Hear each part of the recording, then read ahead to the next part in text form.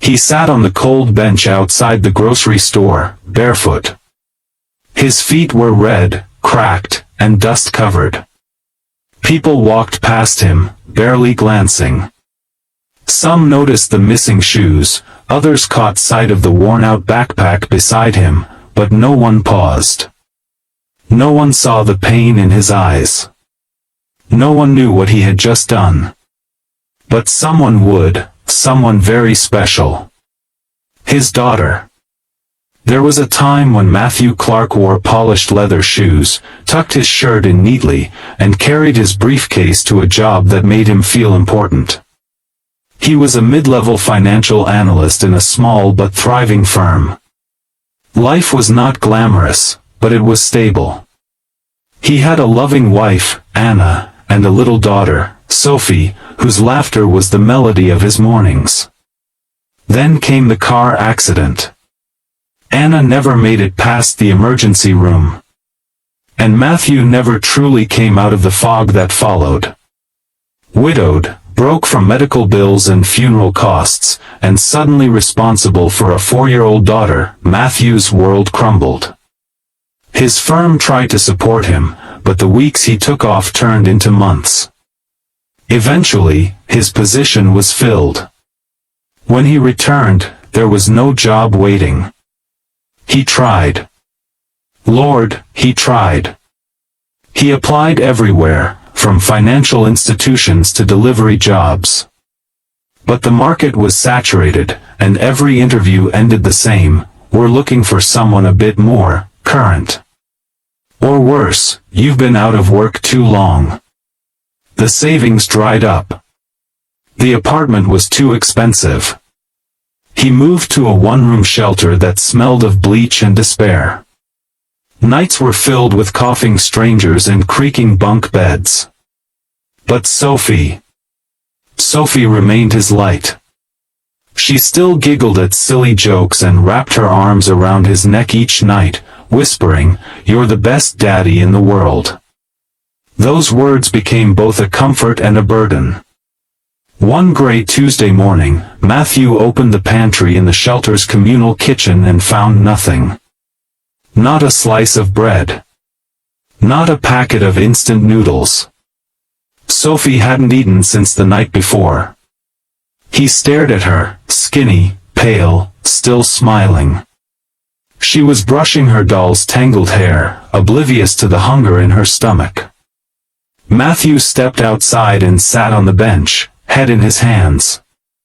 Then he looked down. His shoes. Scuffed, old, but wearable. He stood up and walked to the pawn shop 3 blocks away. The man behind the counter raised an eyebrow but said nothing.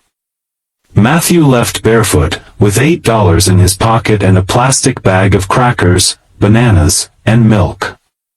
Sophie ate like it was Christmas. She looked up at him, smiling with crumbs on her cheeks. "Thank you, Daddy." He didn't cry then. He waited until she slept and wept into the pillow silently. The next few weeks got worse. The shelter closed down for renovations. They ended up in an abandoned van behind a warehouse. Matthew made sure it was clean, covered the windows with cardboard, and even fixed a small battery-powered fan to keep Sophie cool.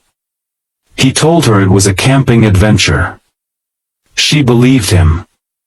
One day, as he rummaged through a dumpster behind a diner hoping for tossed bread or unopened ketchup packets, Sophie wandered off. When he returned and saw she wasn't in the van, he panicked. He screamed her name, ran barefoot across hot concrete, begged strangers for help. He found her 2 hours later at a small bookstore. She was inside, talking to the owner, an elderly woman named Margaret.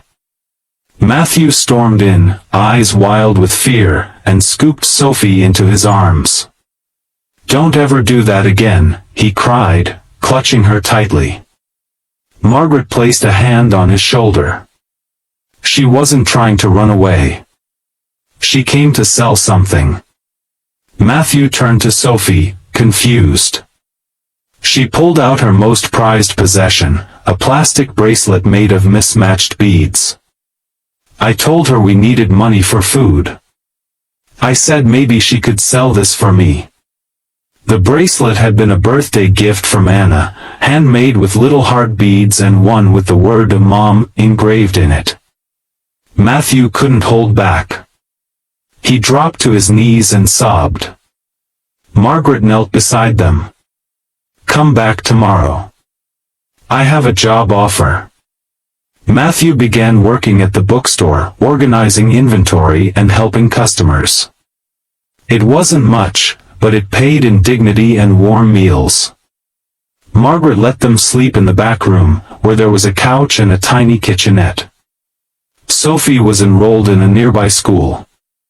The shoes came later, gifted by a loyal customer who had heard Matthew's story. But what mattered wasn't the shoes. What mattered was what Sophie had done. She had been willing to give up her last treasure so they could survive. What she did next, though, changed their lives entirely. 6 months into his job at the bookstore, Sophie, now 6, began drawing pictures and writing little stories during her free time. Margaret noticed. She gave Sophie a notebook and crayons and told her to let the colors dance. Matthew didn't think much of it until one day Sophie handed him a full notebook. It's called My Daddy's Feet, she said. He flipped through it. Page after page was filled with childlike drawings and a story told from a little girl's point of view, how her daddy walked barefoot so she could eat, how he was a hero, and how one day she would buy him magical shoes that could make dreams come true. Matthew cried again, this time not from pain, but from pride. Margaret had connections. She sent the story to a local publisher. 2 months later, My Daddy's Feet was printed as a children's book. It sold out within weeks. Then came TV interviews. Schools invited Sophie to read her story. Foundations reached out with offers. Donations poured in. One anonymous donor bought them a house. A beautiful, modest home with a garden and a study for Matthew. He began speaking at shelters and schools, encouraging struggling parents, giving hope where there was none. But the best moment came one evening when Sophie, dressed in a yellow dress and shiny shoes, ran to him and handed him a small box. Inside were shoes, handmade, brown leather, with tiny gold letters etched on the side, Hero Dad. Matthew couldn't speak. He slipped them on, and Sophie said, now they're your magical shoes, Daddy. You don't have to walk alone anymore. And so, the story of a struggling dad and his selfless daughter became more than just a memory. It became a symbol, a testament to what love, sacrifice, and hope can achieve. Because sometimes, you don't need much to change the world. Sometimes, all it takes is a father who would walk barefoot for his daughter, and a daughter brave enough to carry him back home.